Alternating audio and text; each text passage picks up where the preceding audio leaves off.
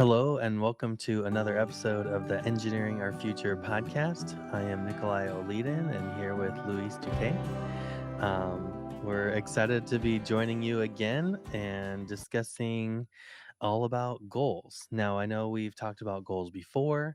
I know we've talked about how to set goals, but this episode we're going to be focusing since we just hit that third quarter of the year, that halfway mark of the year. We're going to discuss how to review your goals and make either edits, continuations, or getting rid of them completely, depending on what you need to do. So, Luis, how's it going today? Doing good. Yeah, I'm excited about this episode. It's something that I struggle with a lot. I think every year we kind of set your annual goals at the beginning of the year, maybe revisit them mid-year, which is kind of what we're recording this. But then a month goes by and 2 months go by, and then we just kind of forget about them. So I'm excited about just talking about these and finding ways that we can help others see how we think about goals, how we plan for a semester, a year ahead, and how we can stick to those goals.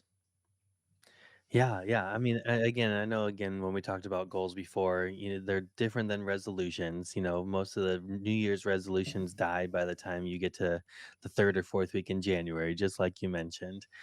Real goals should be exciting. They should be inspiring. They should be, something that is so. It makes you so happy that you just want to get out of bed and go do it, or you want to stay up late and go do it. Whatever that goal is, and, it should be something that it pumps you up a little bit. And I know that it's easy to kind of go through and talk about theories and talk about just kind of those step by step processes. But I thought it would be fun to kind of take a look back at some of the goals that we had set personally and go through maybe one successful one you've had so far and maybe one not so successful one, and just kind of walk through the process with actual goals of our own. And so I guess I can kind of start that one off. I'm going to go ahead and start with a positive one right now. So looking here at my list, one of my goals I chose in the family category or the relationship category for me, and it was kind of a habit goal. It's something that I've been trying to develop over the last few years. COVID kind of took it out a little bit, but now that we're all pretty much back to normal, my goal is to take each one of my kids on a date every quarter. So I have three kids. Every month I'm taking one of them out, and then redo the process. And this year has been going really well. I have made it a pretty big priority in my life. I have it written down on my goal list, and it's just right near the top because it's one of those important ones. I set calendar appointments on even on my work calendar, just to say, hey, it's time to schedule Jackson's date night, or it's time to schedule Eleanor's date night. And so I'm just trying to make that a priority. So far, it has been going very well. Looking ahead, I'm just going to make sure I continue to prioritize it. I don't think I need to make any revisions to it because I am on track. It doesn't need to be any bigger than it is already. It's going well. I'm going to celebrate those, six dates that I've had already, or two with each kid so far, and then hopefully start planning out some of those next dates. I think maybe one thing I could do to continue to make this better is, instead of waiting until that month for setting the to do agendas for those dates, whether it's a movie or mini golf or just going to Dairy Queen and getting ice cream, whatever it might be. Maybe I can kind of create a list now, and then I can pull from that list whenever that calendar reminder comes up every month. So maybe that's one thing I would do just to kind of help continue make this successful. What about you? Yeah, and I was just gonna add to that. I think that's a great goal to have overall. Just spending time with family. I think family it's a priority for both of us as well. The way I think about it is sometimes I like to do the planning and then not have to make decisions later on because I'm horrible at just making decisions on the spot. So having like like you said, like we're starting to doing some like family hikes on Saturdays. So we know every Saturday at that time that's where we're going, and then during our planning review on Sunday, my wife and I just decide, okay, this next Saturday we're gonna go this place. So I think it helps in that sense just to have everything planned. So I think that's a great goal and a great way to approach it as well. Just have it set in stone. Hey, here's the time. We're not deciding every month, and I think that's a great way. For me, I think one of the things that I've been prioritizing a lot more is just finish your work right at 5, and then from 5 to 7:30 until the kids go to bed. That's family time, and that's we go on walks, we go outside, we when it's winter we just hang out inside and do something else. But that time, even if I'm slammed with work, I just finish at 5, and just between 5 and bedtime, that's when family time is. And I think that I've been sticking to it pretty well, and I think it's just healthy to have kind of that boundary. And this, I think we talked about this back in April when I was like really really busy. I will still finish at 5, but then I would just come back to work at 7:30 when everyone's asleep, and I just have some time just to get some more time after everyone's asleep. So that's one big one for us. I think traveling, just planning trips with the family, just taking them, even if it's a short trip during the weekend, up to the mountains and do some hiking, or down to um, or just around here in general. I think we've done quite a bit of trips this spring, and we'll probably do some more later in the year. So travel is a big one for us as well. And again, having those set in stone when we did our annual planning last year, I think was important. And one of the things that we do for goals is we have like a date or a specific time where we know, hey, we're gonna talk about goals here. It's not like we just decided on the fly, hey, let's talk about this and how we're gonna plan the year. We have a date to plan for the goals. So having everything a little more auto kind of schedule in built in into your schedule, I think it's is a great way as well to approach it. How do you think Yeah, about for that? sure. Like before you start planning your goals, do you just have a date that you set to just start planning? Do you how do you approach that? So, do I have a date to plan my goals? Is what you're Right. asking?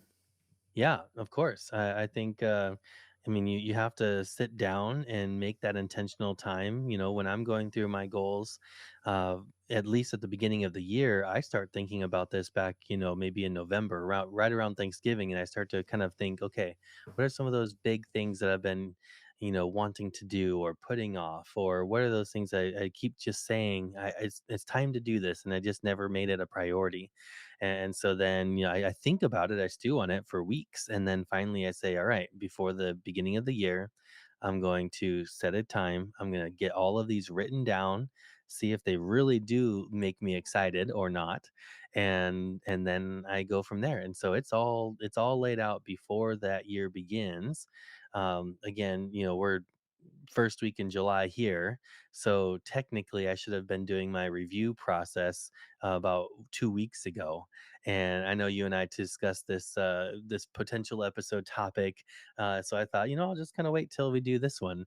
But I feel behind already now. I'm a few days behind on this, second half of the year. But I'll probably sit down about an hour later today and just do another deep dive into this and just make sure that after this recording it really does. I'm telling you, people put goals on paper because they think it sounds good, or they think that their parents want them to do it, or they think that their boss wants them to do it. And those are not going to be goals that you are going to be excited to do. I'm sure I could have thought of a bunch of goals that my boss wanted me to do, but I had a couple that I wanted, and it did align with what her kind of ideas were. So that was good, but I had to create them. And looking at the goals that I had set for work, um, for the year, I've actually almost completed all of those goals for the year just in the first 6 months of the year. So Mhm. that's pretty exciting to me to know, like, okay, I had a target, and I have already, jumped towards it and pushed towards it. Uh, I don't want to get too far off topic, but I had a conversation with one of my employees this week about goals and why setting goals was so important. And, we all end up somewhere. We want to get there as, on purpose as possible. And goals just kind of help guide us and make us, help us to be intentional on that path. And so if you want to be a project manager in your job, well, it's going to take you a lot longer to fall into project management on accident versus getting focused, identifying what are some of those qualities that project managers have, and then get some of these goals in place so that you can start making steps towards developing those skills that a project manager would have. You're going to get there so much faster. It's going to be so much better. People are going to see and appreciate those skill sets that you've built, and then you can look back and say, "Look, this is everything I've done on purpose," and it's just going to be so much better. Anyways, I don't want to get too far off topic with that one, but yeah, that's just goals are great. So, Yeah. um, No, and I think what? along those lines, in terms of just getting ahead of yourself, in terms of like, let's say project management, I think is a good example. We all have projects. I mean, I'm not a project manager right now, so it doesn't make sense for me to have this complicated system to manage projects, but I still kind of try to have a system to manage the projects that I have for myself, and making sure I'm not missing something, I'm not missing a deadline, I'm not missing all of these steps that get involved into completing a project, and then sharing that with your manager, with your supervisor, with people that you're working Yeah, with. Hey, this is what I'm doing, this is how I like to keep track of things, this is how I like to move along this project. um, they're going to start seeing that, and maybe they even uh, adopt some of those ideas that you have for their own management style. So I think that it's a great way to not only show that you're interested in moving ahead in your career, in moving forward with what you're doing, but a way to just help them take some of that burden off of them and really bring some attention to you in terms of, hey, he's a great engineer that knows and is developing those management skills, those communication skills that are important, and hopefully that will propel you to that manager position closer in the future. yeah. I mean, I wish my employees did that. That was very impressive. I love that. That's very good. Okay, so goals that maybe have not gone so well. I would love to say that I'm 100% accurate or 100% good on all of my goals. Unfortunately, I'm human, and that's just not possible. I do have failures, plenty of failures. Just trying to minimize them, right? Mhm. So I have two goals that are pretty bad failures so far. I still have time. There's still 6 more months. I need to evaluate if these are important to me enough to keep on going or not. But one of those goals I'll just bring up was in the financial category. So last year, so I think I've shared my story before. I paid off a whole bunch of debt years ago. We've been debt free for now 7 years. It's been great. Um, and last year we invested the most we've ever invested, and it just felt really good. And so by the end of the year, I thought, wow, I would love to try to catch up. I feel a little behind, in my late 30s. And I'm thinking I need to start investing more. So I've set a pretty lofty investment goal that was going to be, maxing out everything and some. Uh, then in the beginning of the year, my wife and I decided, hey, let's buy a house. Which I mean, that's a whole nother topic. This is the worst time to be buying a house, but we did, and so we started this process back in January. We were making investments, and then right around March, April timeframe, that's when we found the house. We're going through all the closing, and I just put pause on all of the investments because I just wanted to make sure that we had enough for all of those closing costs and down payments and everything. And now these last couple months and the next month or so, I'm carrying two mortgages. And so again, we're investing, but at a very reduced rate. It's still investing more than we had historically, except for last year, obviously. But it's not even close to the level that we need to hit this goal. So I could beat myself up about it, and I could say, man, you suck. You missed out on that goal. But if I zoom out and think of all of these components that, were factors in helping miss that goal, we pivoted. I mean, we made that discussion, or had that discussion. We made that decision, and, early on in the year that said, investments are really good, but we finally are in a place where it's just a good time to find that house. I mean, house prices in Arizona have dropped considerably this last 12 months, and so we thought, you know what, interest rates are no good, but let's go for it. And we found a great house. I mean, the house isn't great, property's amazing, and we love it. Our kids are, in heaven over here. So, anyways, I have to remember all of that. I have to refocus on all of that. And now that we're about to sell the other one and free up that income, I can reevaluate how are we going to either hit the goal, or maybe I need to make a revision. The smart thing would probably be, let's make a revision. And I don't want to revise it so much that it's so easy, because you don't want to have a too easy of a goal. But I also probably won't hit that number that I was wanting to hit. Uh, because that would tie up everything. We would have no money for vacations at that point. So we have to find that happy medium. So this is one of those goals that I will be revising. It's important for me enough to not eliminate it, but I do need to make some revisions to make it a little bit more doable, but also still a challenge. So anyways, what about you? Any goals when you're reviewing your list that you thought, ooh, missed the mark on that?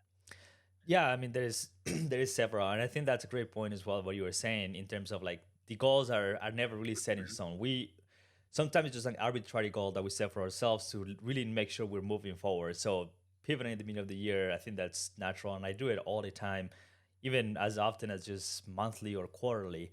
But I think there's a few goals that I think that are lacking in terms of just um, things that I wanted to do kind of coming into the year. One of the things was the podcast, the newsletters, being a little more active in kind of with engineering future. I think that that has taken kind of a third role in my list of like priorities. And I think we have talked about that before, where I mean, family obviously is first, then work, Mhm. then kind of what we do here. Um, so I wanted to do a lot more courses and a lot more promotion to like the PE course, the FE course, doing a lot more resources for students and having a more maybe consistent schedule to like release some of the courses or ideas that I have, which has not even been close to happening. Haven't even think about some of those things right now, but it's because there are so many other things going on. I mean, we moved last year, so we're still kind of settling in. We had a lot of construction going on in the house that needed to be done, so we were kind of focused on that as well. I did some traveling, and work was really really busy in April, so there was like a month and a half where I didn't really do anything. Um, so those little things kind of add up to the point where at this point I haven't done anything, and it's been 6 7 months now since the beginning of the year. So this time is again a good time to like look ahead and say, hey, realistically, here's are the things that I see coming, here are the trip that I see coming, here is the amount of work that I see potentially coming, what can realistically accomplish in the next 6 months. So I think that is a great point kind of in the middle of the year to assess that. And I'm really hoping to really get to that because I really enjoy kind of the process of creating the courses. I really wanted to do some quarterly webinars or like quarterly kind of live podcast thing that I think will be Mhm. good for just connecting with listeners of the show. I know there's a lot of people. Every time I go to conference, there is at least one or two people that say, "Hey, I listen to the podcast; it's great," and that really motivates me. And I think we have talked about that in the past, but um, yeah, I think just getting back to that is interesting. There's been a goal to get like promoted at work that kind of has stretched a little longer than I was hoping to do, but I think that's kind of part of the move, part of some of the other decisions that we're taking, and hopefully I can get into alignment with everyone and kind of really create that plan this second half of the year to get there.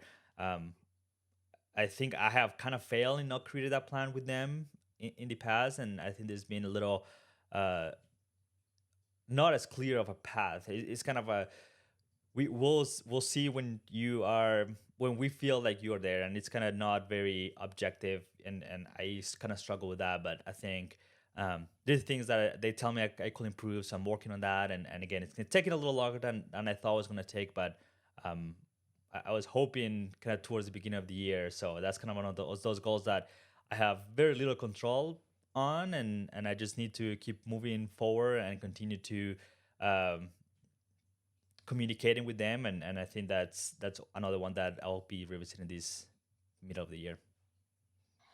Yeah. Well, I think one of the things that you mentioned is, that you haven't done anything, and I know you have. I've been following you. I've been following the newsletter. I've been doing the podcast with you, so I know celebrating those is definitely a huge deal. I mean, I enjoy your newsletters, and I saw that course that you created, the email course that you created. I loved it. I thought that was so helpful, and I hope that all of these younger engineers who may be getting ready to take the PE, sign up for Luisa's course. It's great. And it just will help with kind of the mindset sort of things and help you keep on track of how to get the PE done. So I mean that's half the battle right there. So I think he's got something really solid. So I would say one last item to discuss is maybe the goal that we eliminate. So we have three options when we review, and it's continue, it's revise or eliminate. And there's one goal that I have on my list. I love history. I love learning, just how things are done. How did America become a country? I've been really big on American history recently. Right now, I'm actually going through a audio book on the Bill of Rights and American liberties. And when you listen to it, you think, man, this guy has to be the most boring thing ever. But it has been really, really fun to listen to. But there's this other study that I've been having on my list. I've kind of had it on my list. It's on the fringe for a while because I just thought it was just maybe I should do this. I should do that, and it just never really made it to the top of my goal list. But this year I did put it as one of my top 7 goals, and I just have not made any effort on it, and I still think this study would be great. I still think it would interest me. But it's just so low on my priority list that it's on the elimination block for sure. Every as often as possible. I can't say every day because it doesn't happen every day, but I wish it did. Where I look at my goals, I review them, I look at why am I doing them, and that way I can find ways throughout the days, throughout the weeks to start making progress on these goals. And then every month we look at them, every quarter we look at them, and here we are mid-year, and we're making some big edits or big revisions as needed. And this one, I think, is definitely just going to be one that we cut because I don't need to spend my time reading this over and over again and getting down on myself for not doing it or making any progress.